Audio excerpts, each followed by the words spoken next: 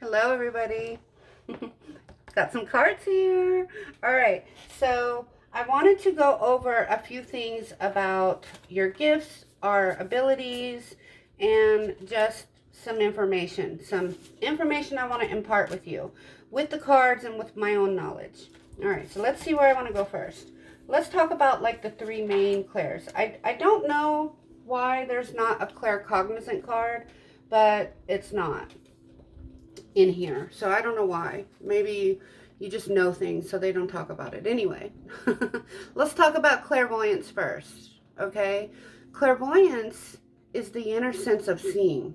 It's when you receive images, pictures, symbols, words, colors, even movies in your head. It's not about seeing in the physical sense with your eyes. It's about using your inner eye, better known as the third eye. When a medium is using their ability of clairvoyance to work with the spirit, even if you're not a medium and you're just like a psychic reader or anything like that, you know, we all use that ability, the clairvoyance, right? The ones that have it. So, when a medium is using their ability of clairvoyance to work with the spirit, the person who has passed will often send visual images to the medium's mind. An experienced medium receiving similar images will be able to interpret them from their own psychic database and often know immediately what they mean. Listen, it's not like spirit just talks to you on the other side and is like, hey girl, like, look, what's up is I need you to tell my mom that she needs to like do this, this, and this. Like, that's not how it works, okay? Spirit communication, especially like clairvoyance, you see images. You see images in movies and you've got to try to decipher what that is. And just whatever you see, whatever you get as far as being clairvoyant, say it to the sitter, say it to the client. You're going to need to. Even if you're wrong, especially if you're beginning as a medium, I will tell you it's okay to be wrong.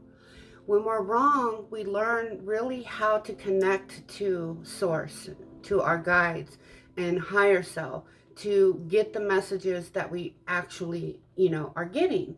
So it's a good idea and a good practice for being clairvoyant to really have some guided meditations that help open up this area.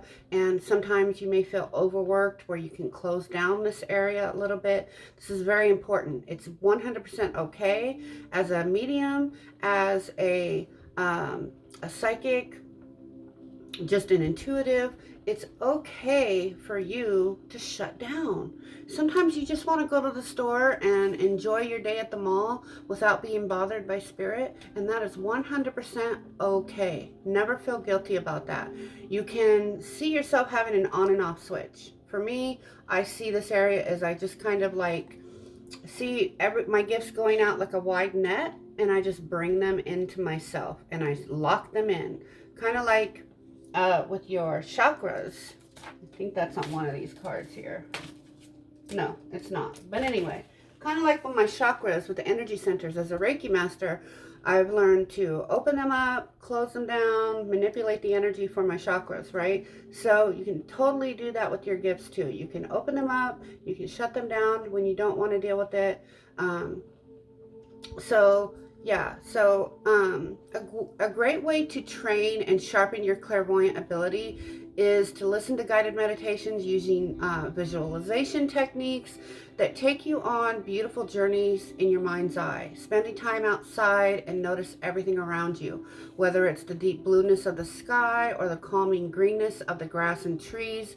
Try to notice all the diverse cultures of people, places, and things that you're exposed to on a daily basis. These things, all of these things help build the clairvoyance, okay? The clear seeing, right? All right, the next one I want to go to is Clairsentience. I'm going to save the other one, the tricky one, for last. All right. Clairsentience is the most natural of all psychic senses. It's the ability to sense the emotions or feelings of other people or animals, and your surroundings, okay? This is also being an empath, okay? So being an empath you are 100% clairsentient. Like, there's no doubt about it. Your energy center, your chakra, is where you get those gut feelings, is where you get those wonky feelings. Yeah. So with clairsentient, I call it like feel see. Okay, you feel and you just see or know things, right? So it's like feel see, you feel things, or yeah. Anyway, I have my own terms that I've made up over the years being a psychic medium. I got my own weird terms. If you have ever taken a psychic development month class with me, you know that I got like a bunch of weird terms. All right, so our bodies, they act as one big psychic antenna, right? And when meeting someone for the first time, most of us have a gut response, or when walking into a room, it's possible to feel vibrations. When a medium is working and using their ability of clairsentience, they're able to feel or sense the spirit's energy, whether it's male, female, young, or old, and the nature of the illness that might have taken the spirit to the other side, right? So you definitely can feel. A lot of people say, well, I don't want this one. I want to be clairvoyant. Everybody wants to be clairvoyant, but I'm telling you that there is power in whatever clair you have.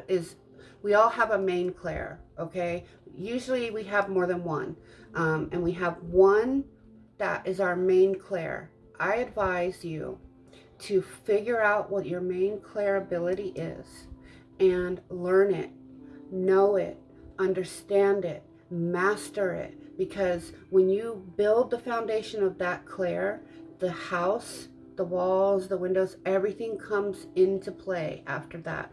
You need a strong foundation. And then I wasn't clairvoyant when I first started, not like I am now. I could barely see auras. The struggle was real. But with a lot of patience, a lot of time, a lot of practice. When I tell you that I practiced a lot, I've read, in 3 years, I've read over 400 photos. So that should tell you. Like, I'm not saying that you need to do that to develop as a medium or as a psychic or anything, but I will tell you that the more you practice, the more you work in your gifts, the more you exercise your spiritual muscles, okay, the better you'll get. Like, think of yourself as a runner, a spiritual runner, okay? You're not going to run 5 miles if you've been sitting on the couch eating potato chips for the last 3 months, okay? You're not going to get out there and just run 5 miles and be like, I got this. That's not how, that's not how it's going to work. No, it's not how it's going to work. It doesn't work that way. So how it works is you go out, you run a half a mile, you cough and choke a little bit, and the next day that half mile gets a little bit easier and a little bit easier. It's the same thing with practicing being an intuitive. If you just sit in your fear and don't want to go out in the public and try, you'll never get better. You'll never get stronger. You'll never get to where you want to be as an intuitive reader. You'll never get there. All right. I attribute most of my successes of where I'm at now, and I'm not where I want to be. Being a medium takes years of hard work to get there. The natural ones will even tell you that. You still need the training. Even if you're a natural medium and you just boom, boom, boom, get it, you still need training. You still need to understand everything, right? So clairsentience is felt through the solar plexus center, like I said. You can strengthen this ability by practicing daily. Focus on your solar plexus center and ask yourself what you're feeling. Be sure to do this when meeting someone new or making an important decision. When you start asking how you're feeling, tuning in to your solar plexus and paying attention, this psychic ability will strengthen and grow. Once you develop and strengthen one clair, it's like your guides will be like, okay, they're ready for something more. Let's give them clairvoyance.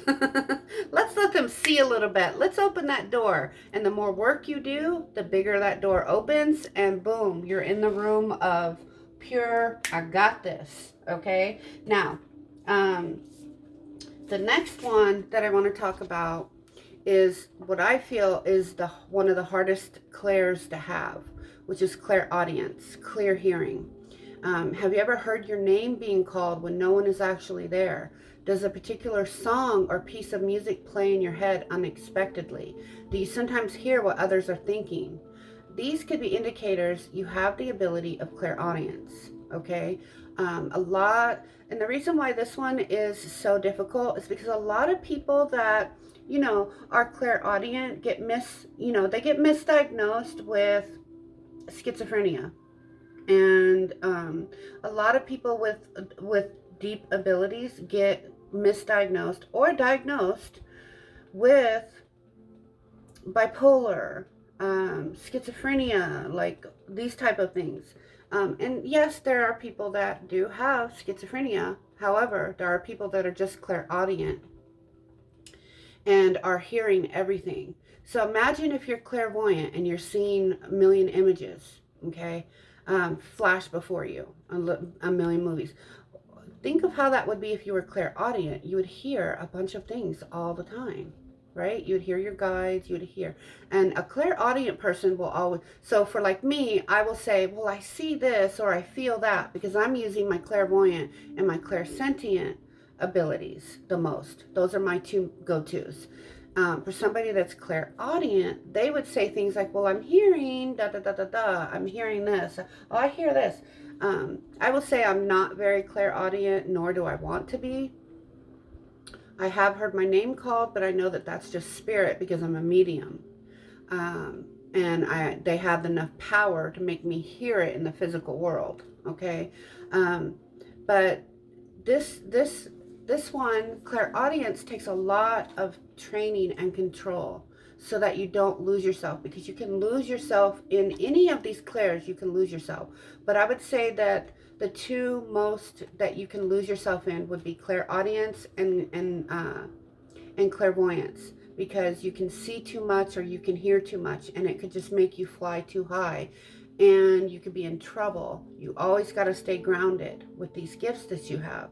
You have to stay grounded, you have to stay protected, and you need meditation to get you through and into those calm places, especially when you don't feel so calm or you're dealing with a spirit that isn't the best spirit. You need to know how to control and calm the situation, right? All right.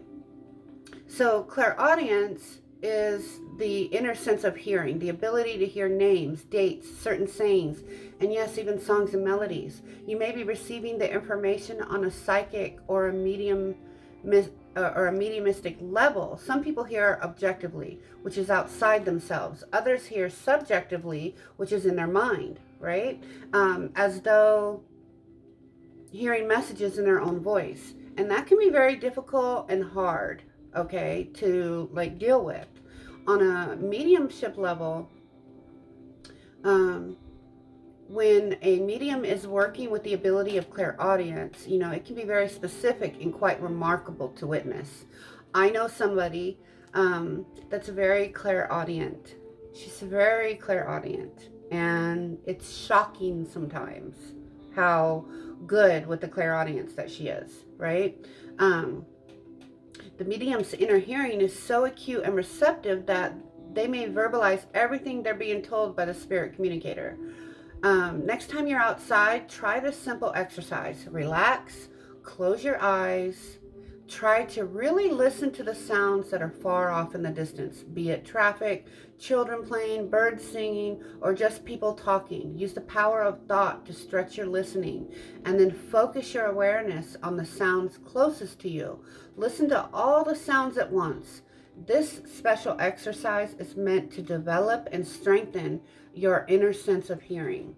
All right, all of these abilities can be strengthened, all of them. All right, last two.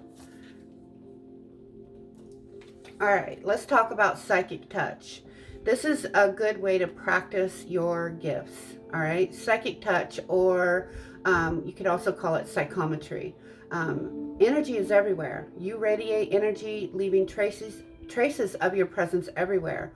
Psychometry is the practice of using items infused with someone's energy, enabling you to gain past and present information about that individual. Items like jewelry, clothing, or even a chair can have a strong presence of someone's energy, a bit like a psychic imprint. Okay, this is a wonderful and easy technique to practice when you're developing your psychic and mediumship skills. To start, sit with someone and ask to hold an item of importance that once belonged to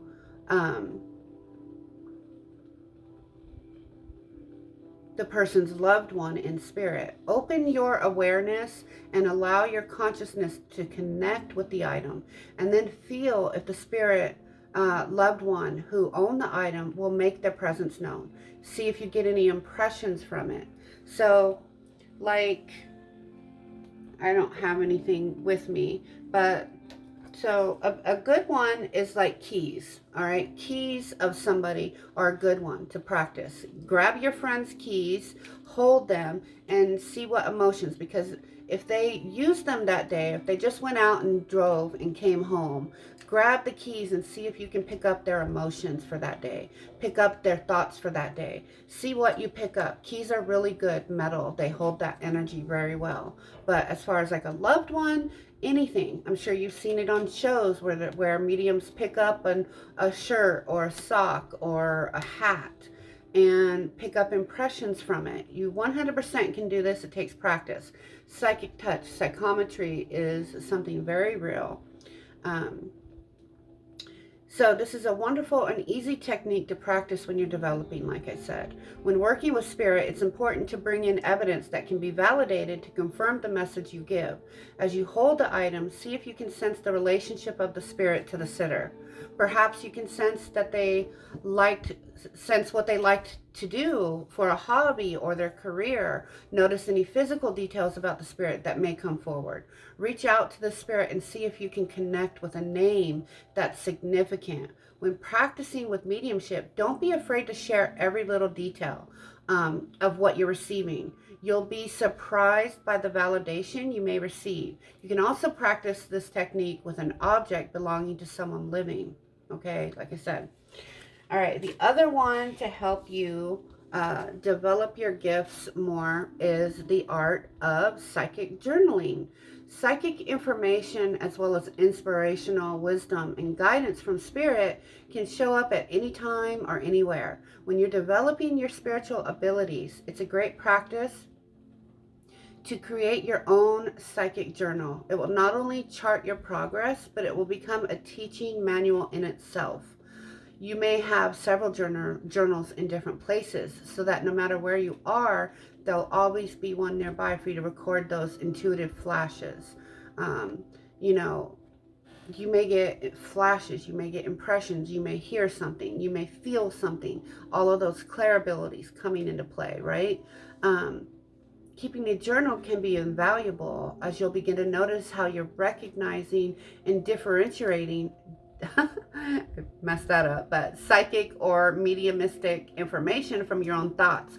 Don't get hung up on whether you were right or wrong. It's making the effort that's important and will have the greatest value as you discover how your psychic self receives information. Get to know yourself and your gifts. Like, really, backwards, forwards, inside out. Know who you are 100%. I'm telling you, it will work.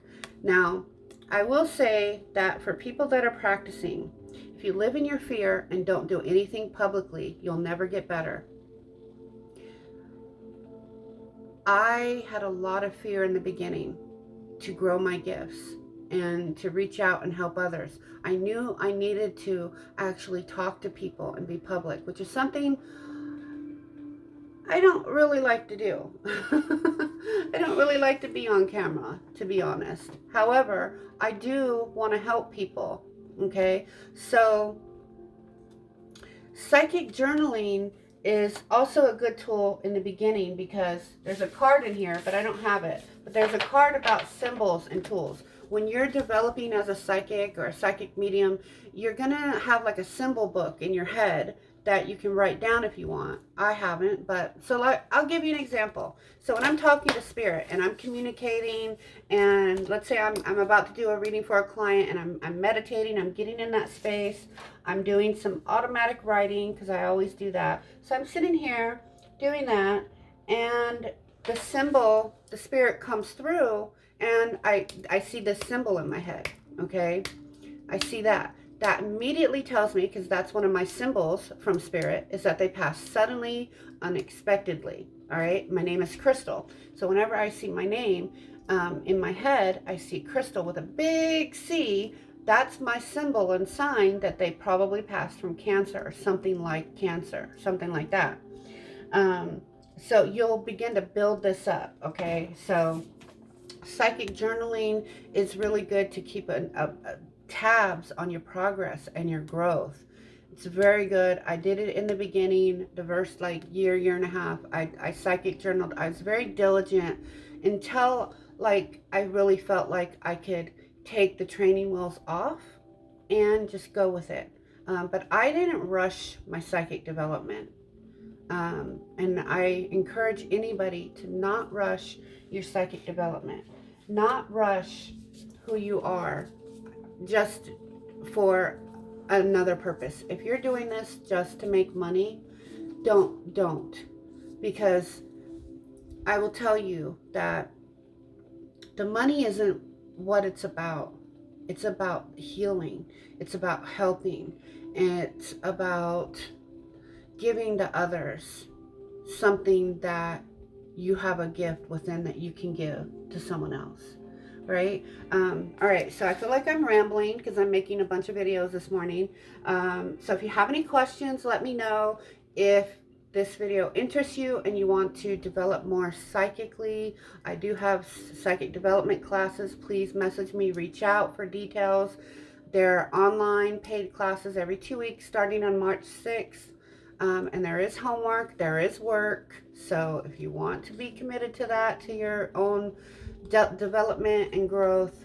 If not, I do have a group on Facebook called Crystallized Wisdom, where I've devoted to teaching others everything I know and everything I don't. All right, and it's a group to practice your gifts in, although I'm trying to get everybody to practice is very hard because I know there's a lot of fear. Let the fear go. Worry more about you wanting to grow in your gifts. All right, that's my time. Much love to all of you.